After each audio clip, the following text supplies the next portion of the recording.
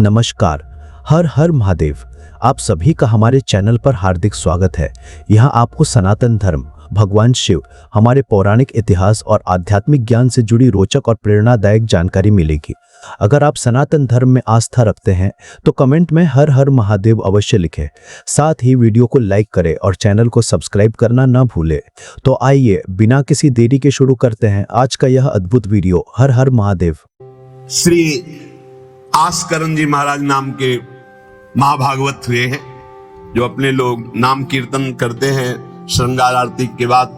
हाँ, आस्करण मधुकर जयमल नृप हरिदास जन दासा, ऐसा आता है। तो आस्करण जी के इष्ट श्री राधा मोहन जो थे, इन्होंने विचार किया कि राजकाज में हर क्षण कोई न कोई जब सेवा में बैठते तो राजा, तो आप ये सलाह ये सब बंद कर देना चाहिए। जिस समय हम श्री जी की सेवा में है उस समय अन्य कोई वार्ता नहीं, अन्य कोई नहीं, बस उन्हीं के रूप गुण का चर्चा करते हुए। अगर हम सेवा में हैं तो उनका चर्चा का तात्पर्य है पद गुनगुनाते, जिस समय की जो हम सेवा कर रहे हैं उस समय के पद गुनगुनाते हुए या उनकी रूप माधुरी में चित्त लगाए हुए सेवा में। इससे बड़ी कोई बात नहीं। यदि सेवा मिल गई श्री जी की तो आप ये समझ लीजिए कि आप श्री जी के पास जाने का पास मिल गया आपको। बड़े बड़े महापुरुषों ने कहा भजन करना, साधना करना, ये सब हो सकता है, लेकिन प्रभु की सेवा में अनुराग, गुरु की सेवा में अनुराग, संत सेवा में अनुराग, समाज सेवा में भगवत भाव से अनुराग, ये बहुत कठिन बात है। ऊर्ध्वबाहु विरोमेश न कश्चित शृणोति में धर्मादर्थश्च कामश्च किम धर्मम न सेव्यते। भगवान श्री कृष्ण द्वैपायन व्यास देव जी कहते हैं, मैं दोनों हाथ उठाकर कहता हूं, मेरी बात सुन लो, मान लो। सेवा से सब प्रकार की संपत्ति प्राप्त हो जाती है, जो चाहिए आपको, लौकिक पारलौकिक। हाथ उठा के कहता हूं, मेरी बात मान लो। भगवान व्यास देव जी कहते हैं जो सेवा धर्म है, भगवत सेवा, समाज सेवा भगवत भाव से की हुई सेवा, शब्द निष्काम होता है, जहां कोई कामना नहीं की जाती, और प्रीत्यर्थ, जिसकी सेवा करें उसको सुख पहुंचाने का भाव, तभी सेवा शब्द सार्थक होता है। कोई भी ऐसी कामना नहीं जो सेवा से पूर्ण ना हो जाए। जो सेवा धर्म का आचरण करता है उसके संपूर्ण जीवन में आनंद ही आनंद, सुख ही सुख रहता है।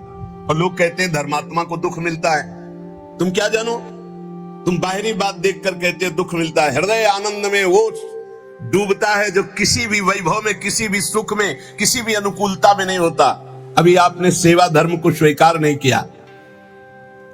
सच्ची कहते हैं, सेवा में जब ये शरीर जाता था तब भी किडनी फेल थी, 20 वर्ष से फेल है। कभी गुरु कृपा से एक दिन का भी चूक नहीं हुई, और कभी जानने नहीं दिया कि शरीर में कष्ट है। 7 बजे से लेके कभी कभी 11 बजे तक सेवा का सौभाग्य मिलता, बिल्कुल कभी नहीं जानने दिया। बड़ी से बड़ी सेवा की जो आज्ञा हुई तो वही गुरु बल सब कार्य कराता था। कहीं सेवा में कभी ऐसा में नहीं, जब सेवा के बाद आए तो भले लेट गए, फिर सामर्थ्य नहीं रही भिक्षा भी मांगने की, पर जब सेवा में गए तो एक अपार सामर्थ्य गुरु कृपा से आ जाती थी। सेवा में अद्भुत सामर्थ्य है। समस्त कामनाओं के बीज, वासनाओं का नाश करने की सामर्थ्य भगवत सेवा में है। श्री आस्करण जी ने अपनी सेवा को सुरक्षित रखने के लिए, ये नरवरगढ़ के राजा है।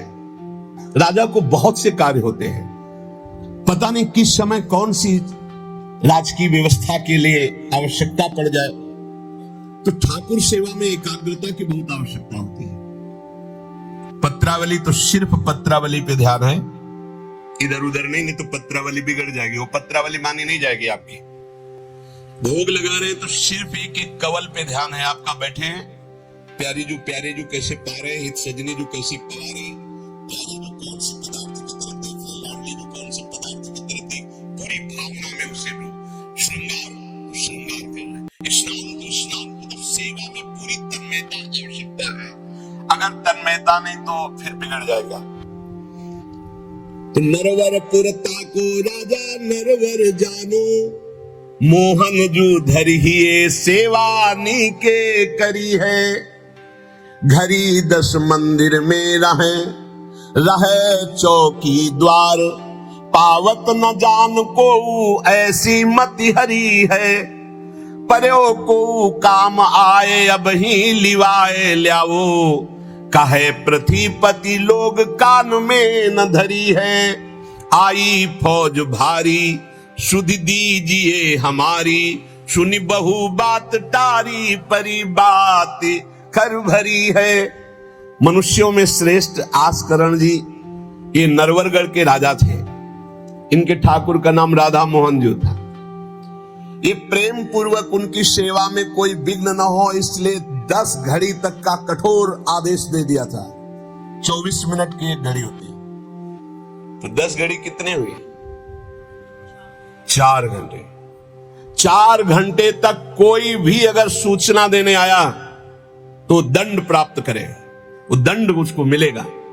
4 घंटे तक सूचना भी नहीं देनी है। जिस समय वो राधा मोहन जी की सेवा में गए तो द्वारपाल खड़े हो जाते थे, कोई भी अंदर प्रवेश नहीं करेगा। किसी भी तरह की कोई विपत्ति आ जाए, आग लग जाए, फिर भी सूचना नहीं देनी है। 4 घंटे सेवा में ये शिक्षा लेनी चाहिए।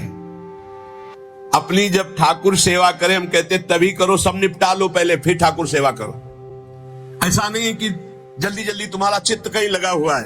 अगर घर गृहस्थी में हो तो हम कई बार एकांतिक में बोल चुके हैं, पहले अपने पति पुत्र की तैयारी कर दो। उनको ऑफिस जाना है, उनको विद्यालय जाना है, सबकी तैयारी कर दो, जय जयकार करके उनको पवाओ। फिर इसके बाद अपने ठाकुर को स्नान कराओ, ठाकुर को भोग लगाओ, निश्चिंत हो करके। चित्त वृत्ति बार बार दौड़ रही है, ठीक बात नहीं।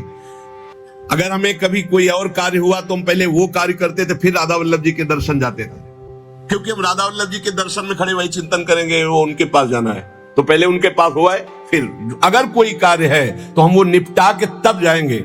ऐसी सेवा में अन्य कोई वार्ता नहीं, अन्य कोई चिंतन नहीं, अन्य कोई हमारी क्रिया नहीं, केवल सेवा में तत्पर। इसलिए उन्होंने कठोर नियम लगा रखा था, 4 घंटे तक कोई सूचना भी नहीं देगा। और आप मंदिर में राधा मोहन जी को 4 घंटे स्नान कराना, श्रृंगार कराना, आरती करना, फिर आरती करके भोग आदि सब करके फिर दंडवत करना। दंडवत के बाद जब प्रसाद चरणामृत लेकर उठते तब कोई बात हो तो बता सकते हैं। वो भी बात जब श्री जी की चिक डालकर बाहर निकले, उस समय द्वार पर चौकीदार बहुत सावधानी से कोई भीतर न जाने पावे। देखो, महापुरुषों से हमको शिक्षा मिलती कि हम कैसे ठाकुर सेवा करें। ठाकुर जुगल किशोर हमारे, इनकी सेवा हम कैसे करते हैं। आप 4 घंटे एकाग्रचित होकर केवल सेवा में ही डूबे, बड़ा सुख मिलता है।